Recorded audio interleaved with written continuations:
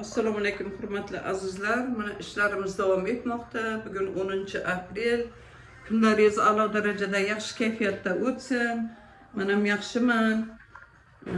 Bu qizimiz, mana hoji onamning qizlari pielonefrit, buyraklarida shamollash, miyomalari bor, oyoqlari og'rib keldilar. Mana уже bugun lecheniyani boshladik. Birinchi kabinetsa hoji onam, chiroyli onamiz ancha yaxshi bo'lib qoldilar. Yaxshimisiz? Juda ham yaxshiman. Organizmda yangi hayot boshlanib qoldi. Oyoqlaringiz og'rish qoldimi? Qoldi, xudoga shukr. Yengilman, juda ham yaxshiman. Rahmat seni.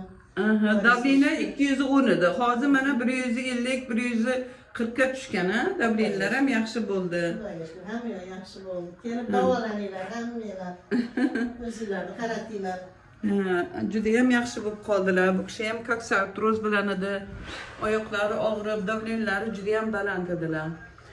Kunlaringiz yaxshi o'tsin azizlarim. Sog'lik, salomatlikda ko'rishguncha.